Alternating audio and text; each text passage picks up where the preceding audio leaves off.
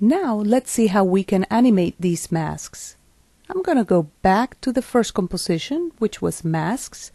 I'm going to animate this face so that the eyes blink and maybe the mouth turns into a little frown. For that, I'm going to select the layer and press the letter M for mask. I will now make this a little bit wider so we can see it better.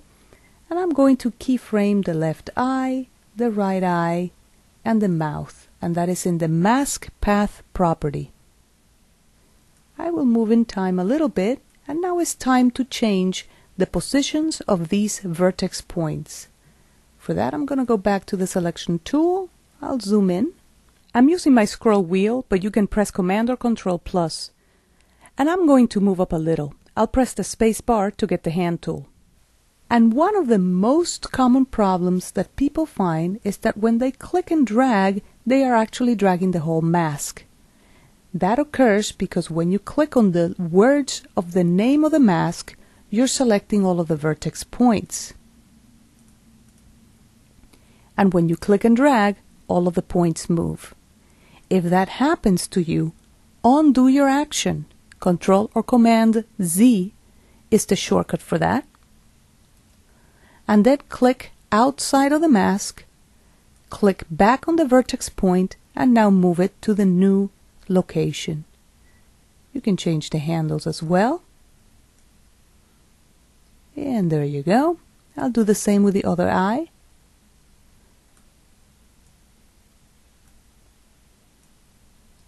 And finally to the mouth. Remember to get the hand tool, press and hold the space bar.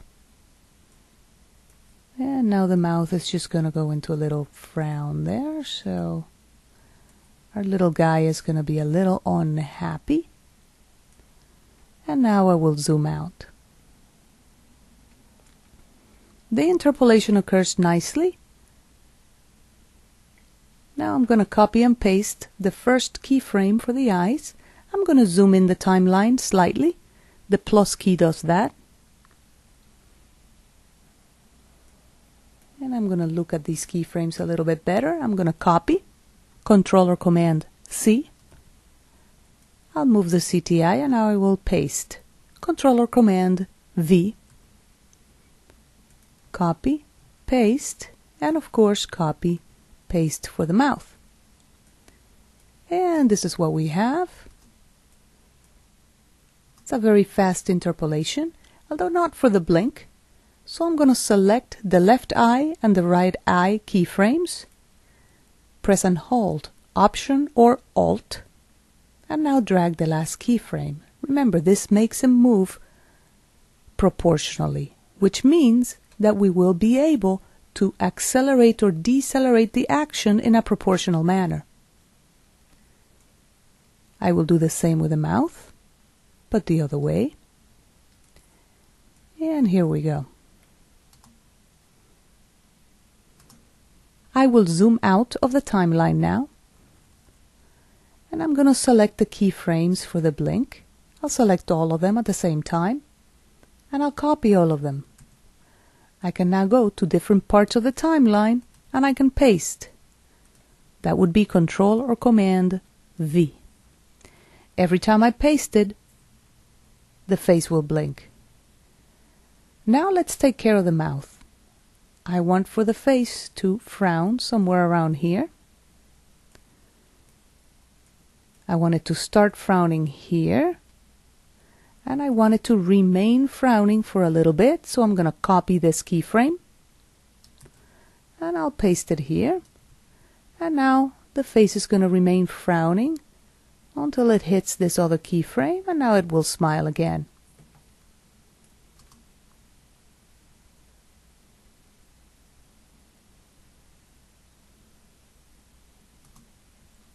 As you can see, one way that we have to animate these masks is by just moving the points. Let's go ahead and delete all of these masks and let's try something a little bit different.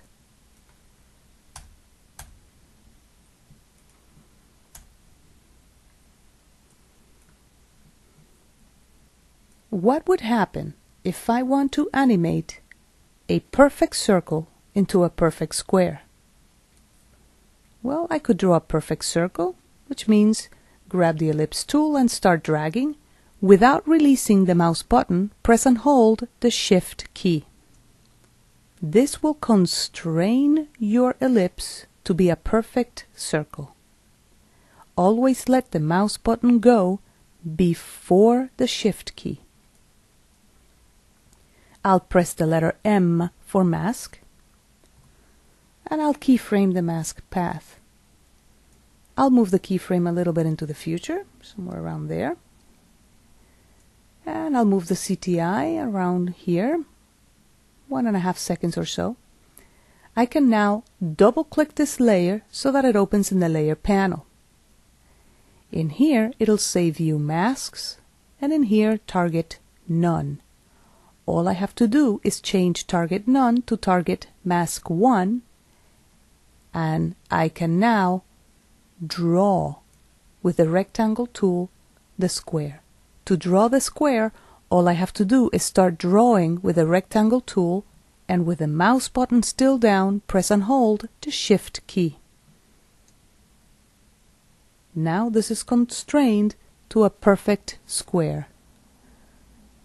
In order to center the square, while still holding down the mouse button and the Shift key, I can press the space bar and move the square.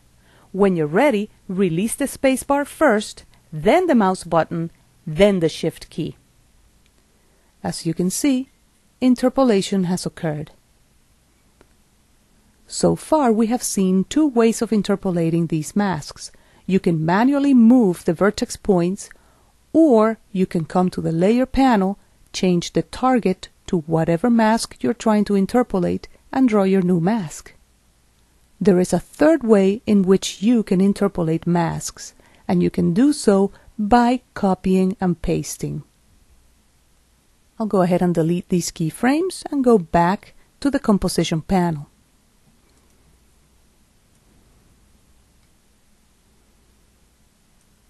I could draw, for example, a star in here. I'll select the layer and draw it.